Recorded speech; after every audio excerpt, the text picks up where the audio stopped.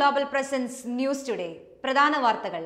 ശബരിമല യുവതീ പ്രവേശനവുമായി ബന്ധപ്പെട്ട് കേരളത്തിൽ നടക്കുന്ന സംഘർഷങ്ങൾ അവസാനിപ്പിക്കാൻ രാഷ്ട്രീയ പാർട്ടികൾ രംഗത്ത് വരണമെന്നും സംസ്ഥാനത്ത് ഇപ്പോൾ നവോത്ഥാനമല്ല സമാധാനമാണ് ആവശ്യമെന്നും മാധ്യമപ്രവർത്തകൻ ഷെരീഫ് സാഗർ പറഞ്ഞു. മലപ്പുറം ജില്ലാ KMCCക്ക് കീഴിലുള്ള ഫിറ്റ് ജിദ്ദ സംഘടിപ്പിച്ച പരിപാടിയിൽ മലയും മതിലും ഇരുട്ടിൽ തപ്പുന്ന ഇടതുപക്ഷം എന്ന വിഷയത്തിൽ സംസാരിക്കുകയായിരുന്നു അദ്ദേഹം. മലയുടെ പേരിൽ സംഘപരിവാറും വനിതാ മതിലിന്റെ പേരിൽ CPM-ഉം കേരളത്തെ വിഭജിക്കാനാണ് ശ്രമിച്ചത്.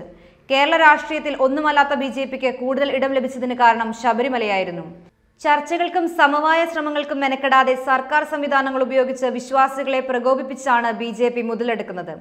മതേതര കേരളത്തിന്റെ എല്ലാ നന്മകളെയും BJPയുടെ വായിലേക്ക് എറിഞ്ഞുകൊടുക്കുകയാണ് സർക്കാർ ചെയ്തത്. പതിറ്റാണ്ടുകളോളം BJPയെ പ്രതിരോധിച്ച സെക്യുലർ ഹിന്ദു സമൂഹത്തെയാണ് സർക്കാർ അപമാനിച്ചത്. ഭാവി കേരളം ഇതിന് വലിയ വില കൊടുക്കേണ്ടി വരുമെന്ന് ഷെരീഫ് സാഗർ പറഞ്ഞു. പരിപാടി Jeddah central committee president Ahmed Palayat ഉദ്ഘാടനം ചെയ്തു. ഫിറ്റ് ജനറൽ സെക്രട്ടറി ഇസഹാഖ് പൂണ്ടോളി അധ്യക്ഷത വഹിച്ചു. Al Rayal polyclinic MD Shuhaib, KMCC Malappuram ജില്ലാ president PMA Gafoor, general secretary Habeeb Kallan, central committee secretary Azeez Kottoppadam എന്നിവർ ആശംസകൾ നേർന്നു. ഫിറ്റ് സെക്രട്ടേറിയറ്റ് അംഗങ്ങളായ സലീം അരക്കുപറമ്പ്, നൌഫൽ ഉള്ളാടൻ, അഫ്സൽ നാറാത്ത്, ഉനൈസ് കരിബിൽ എന്നിവർ നേതൃത്വം നൽകി. PV ഷഫീഖ് സ്വാഗതവും KNL ലത്തീഫ് നന്ദിയും പറഞ്ഞു.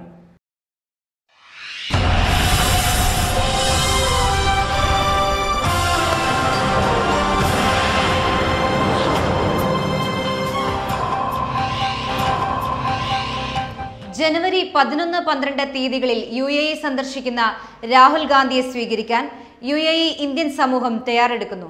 ജനുവരി 11 വെള്ളിയാഴ്ച വൈകിട്ട് 4 മണിക്ക് ദുബായ് ഇന്റർനാഷണൽ ക്രിക്കറ്റ് സ്റ്റേഡിയത്തിൽ വെച്ച് നടക്കുന്ന ഇന്തോ UAE കൾച്ചറൽ ഫെസ്റ്റിൽ രാഹുൽ ഗാന്ധി വിശിഷ്ടാതിഥിയായിരിക്കും. മഹാത്മാഗാന്ധിയുടെ 150ാം ജന്മദിനാഘോഷങ്ങളുടെ ഭാഗമായി നടക്കുന്ന പരിപാടിയിൽ 25,000-ലധികം പേർ പങ്കെടുക്കുമെന്ന് പ്രതീക്ഷിക്കപ്പെടുന്നു. UAEയിലെ മുഴുവൻ ഇന്ത്യൻ സമൂഹം മാത്രമല്ല, UAEയിലെ സ്വദേശി പ്രമുഖരും ഇന്ത്യയുടെ ഭാവി പ്രധാനമന്ത്രിയെ സ്വീകരിക്കുവാനായി സ്റ്റേഡിയത്തിൽ എത്തിച്ചേരും. GCC രാജ്യങ്ങളിലെ വിവിധ OICC കമ്മിറ്റികൾ സജീവമായ പ്രവർത്തനങ്ങളിലാണ്. റിയാദ്, ദമാം, ജിദ്ദ എന്നീ സൗദി നഗരങ്ങളിൽ നിന്നെല്ലാം ഒട്ടേറെ നേതാക്കൾ പരിപാടിയിൽ പങ്കെടുക്കും. राहुल गांधी जी के दुबई आने पर हम सब भारतीयों के मन में बहुत उत्साह है. We would like to extend a special welcome to the great president of the Indian National Congress. Rahul ഗാന്ധിയെ കാണാൻ ഞാൻ സ്റ്റേഡിയത്തിൽ ഉണ്ടാവും. നിങ്ങളും ഉണ്ടാവൂലേ? अहलन Rahul Gandhi. News today Riyadh.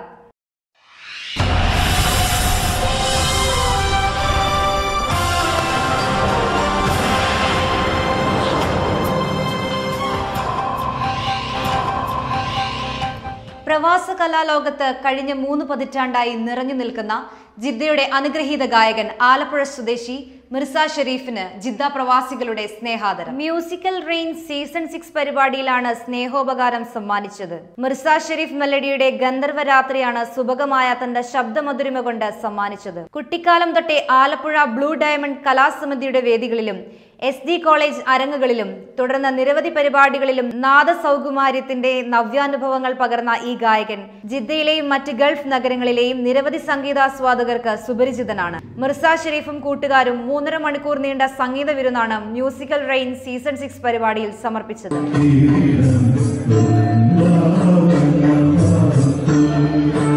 ജിദ്ദയിലെ സഹൃദയർക്ക് വേണ്ടിയുള്ള സ്നേഹോപകാരമായി മുസാഫിർ മെമന്റോ നൽകി.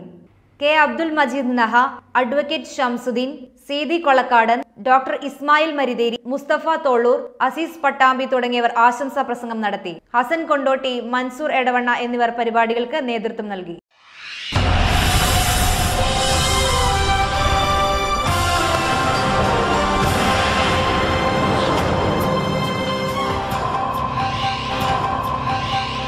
സൗദിയിൽ തൊഴിൽ വിസ കാലാവധി 1 വർഷത്തിൽ നിന്നും 2 വർഷമായി ദീർഘിപ്പിച്ചതായി തൊഴിൽ സാമൂഹിക വികസന മന്ത്രാലയം അറിയിച്ചു.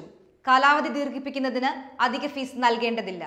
വിസ കരസ്ഥമാക്കുന്ന കമ്പനികൾക്ക് 2 വർഷത്തിനകം റിക്രൂട്ട്മെന്റ് പൂർത്തിയാക്കിയാൽ മതി. സ്വകാര്യ മേഖലാ സ്ഥാപനങ്ങൾ നേരിടുന്ന പ്രശ്നങ്ങൾ കണക്കിലെടുത്തും പ്രതിബന്ധങ്ങൾക്ക് പരിഹാരം കാണുന്നതിനുമാണ് വിസ കാലാവധി 2 വർഷമായി നീട്ടാൻ തീരുമാനിച്ചതെന്ന് തൊഴിൽ സാമൂഹിക വികസന മന്ത്രാലയം പറഞ്ഞു. സൗദിവൽക്കരണം നടപ്പാക്കുന്നതിന് സ്വകാര്യ മേഖലയെ പ്രോത്സാഹിപ്പിക്കുന്നതിനും ഇതിലൂടെ ലക്ഷ്യമിടുന്നു. വിസ ലഭിക്കുന്നതിനുള്ള വ്യവസ്ഥകൾ പൂർണ്ണമാണെങ്കിൽ നേരത്തെ ലഭിച്ച 1 വർഷ കാലാവധിയുള്ള വിസകൾ റദ്ദാക്കി 2 വർഷ കാലാവധിയുള്ള പുതിയ വിസകൾ നേടുന്നതിന് സ്വകാര്യ സ്ഥാപനങ്ങൾക്ക് അവകാശമുണ്ടെന്നും നൽകുമെന്നും മന്ത്രാലയം വ്യക്തമാക്കി. നേരത്തെ തൊഴിൽ വിസ കാലാവധി 2 വർഷമായിരുന്നു. സൗദിവൽക്കരണ ശ്രമങ്ങളുടെ ഭാഗമായാണ് ഇത് 1 വർഷമായി കുറച്ചത്.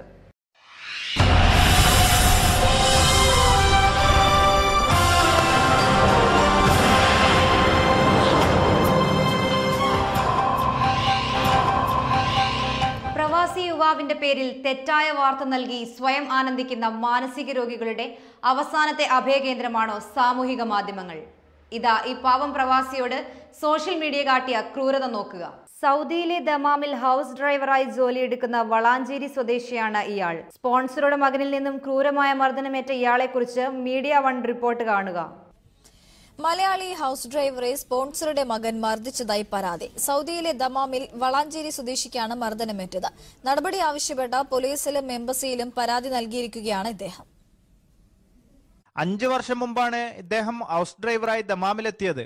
നാട്ടിലെ പ്രയാസങ്ങൾ കാരണം പ്രവാസ ജീവിതം നീണ്ടുപോകുകയായിരുന്നു. എന്റെ സ്പോൺസറിന്റെ മകനാണ് ഇന്നേറ്റ് പ്രശ്നമുള്ളൂ. അപ്പൊ അവന് ഇന്ന വന്നിട്ട് വണ്ടി കേൾക്കാൻ വേണ്ടി പറഞ്ഞ് വേലങ്ങ കുറച്ച് കഴിഞ്ഞിട്ട് കഴുകി തരാമെന്ന് പറഞ്ഞപ്പോൾ ഓൻ എന്നെ കാലേറ്റ് ചവിട്ടി.